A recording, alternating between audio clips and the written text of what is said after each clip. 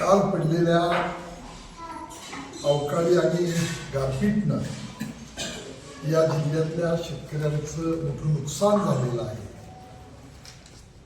तेव्हा शासनानं त्वरित पंचनामे करून त्यांना मदत द्यावी ही पहिली आग्रहाची मागणी या निमित्तानं आपल्या माध्यमातून सरकारला करतो. दुसरी बाजू, परवा जिल्हा परिषद अध्यक्ष आणि उपाध्यक्ष पदाच्या निवडीनंतर या जिल्ह्यातले माजी मंत्री आणि राष्ट्रवादी शरद पवार गटाचे नेते जयंत पाटील यांनी एक अतिशय कुचकट आणि दुसऱ्याचं राजकारण अडचणीत यावं या उद्देशातून त्यांनी एक माझ्यावर स्टेटमेंट केलं. मी जयंत पाटलांना हेच सांगू इच्छितो, तुमचा काळा इतिहास मला काढायला भाग पाडू नका.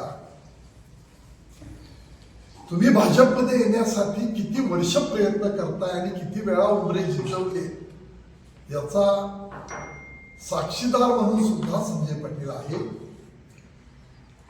आज आपल्याला घेत नाही तरी सुद्धा सलोख्याचे संबंध राहावे आणि आपल्या राजकीय कारकिर्दीला त्रास होऊ नये या उद्देशानं तुम्ही कोणाकोणाशी ऍडजस्टमेंट करता या बाबी सगळ्या मला माहिती आहे.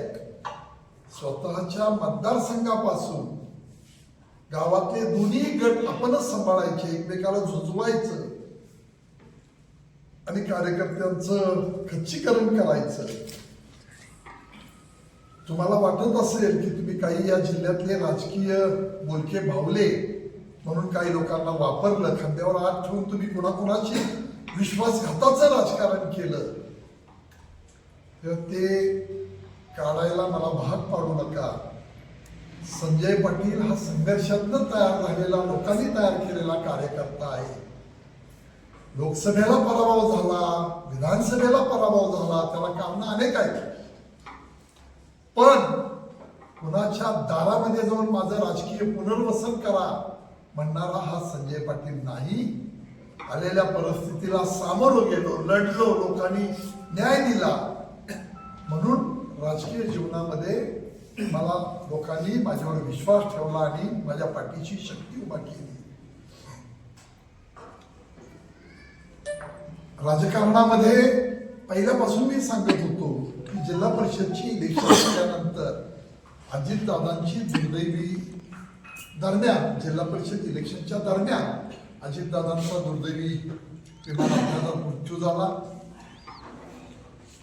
त्यानंतर निकाल लागले आणि मग अशा पद्धतीने मी मागणी केली की आमच्या नेत्यांना एक आदरांजली ठरेल आणि आम्हाला तुम्ही या सगळ्या दृष्टिकोनातून अध्यक्षपद द्या, ती मागणी केली.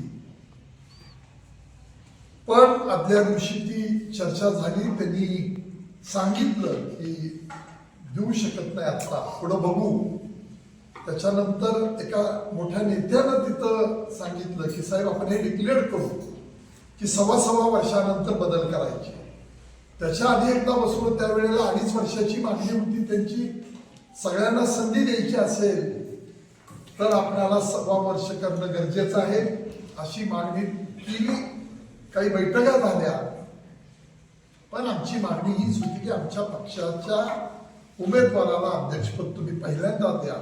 दादांचा त्या विमान अपघातामध्ये मृत्यू झाला आणि खऱ्या अर्थानं त्यांना ती श्रद्धांजली ठरेल म्हणून ही मागणी होती. त्या दिवशी आमच्या बैठक झाली आणि काही घडामोडी, आज मी त्या पुढे इच्छित नाही, पण काही घडामोडी मला तिथं समजल्यानंतर मी सरळ, आम्ही माणसं सगळी बसलो होतो, सगळे नेते होतो, तिथं मी ती विचारणा केली आणि मग मी ठरवलं की अशा विश्वासघातकी माणसांच्या बरोबर राहण्यापेक्षा आपल्या पक्षाच्या नेत्या सुमित्रा वहिनींचे फोन आले, पवारांचे फोन आले, मुख्यमंत्री महोदयांनी सांगितलं की आपण सगळे हे मिळून करूया. म्हणून मग मी तिथं जाऊन तिथनं तशा 3 महिलाही तयार होत्या, पण मी नाव इच्छित नाही, त्यांना तिथं ते सभापती पद देतील तर तिनेही महिला तयार होत्या. अशी 5 माणसांची जुळणी होती. पण लाईट घालवली, महिलांना भीती घातली, फोन काढले, अनेक बाबी झाल्या. संजय पाटील गाडीतनं, आम्ही 4-5 जण होतो. त्यात बाबासाहेब तात्या आमचा होता, प्रमोद शेंडगे होतो, मी होतो आणि कोण एक 4घच गाडीत होतो. आम्ही तिथनं जाऊन आणली. संजय पाटलाचं धाडस तुम्ही बघितलंय. काल निकाल लागल्यावर सुद्धा एकटा संजय पाटील त्या घोळक्यातनं तिथे आला. घोषणा माझ्याजवळ, मी ज्यावेळी याजवळ आलो बंद झाल्या होत्या. या सगळ्या प्रक्रिया त्यांना माहिती आहे. त्या विषयाकडे जयंत पाटलांनी आगीशी खेळ खेळू नये. ज्यांनी विश्वासघाताचं राजकारण आयुष्यभर केलं आणि भाजपमध्ये येण्यासाठी काय काय चाललंय ते मला बोलायला लावू नका. तुम्ही तुमच्या पक्षाचे जरूर नेते आहात.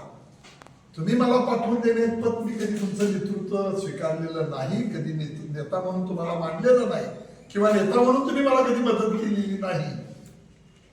त्यामुळं या सगळ्या प्रक्रियेमधून तुम्ही जे काही बालिशपणाचं, पोरकटपणाचं वक्तव्य केलं आणि कुठंतरी पार्टीमध्ये संभ्रमावस्था असावी अशा पद्धतीची चाल खेळली, ती परत खेळू नका. या निमित्तानं त्यांना माझा इशारा आहे.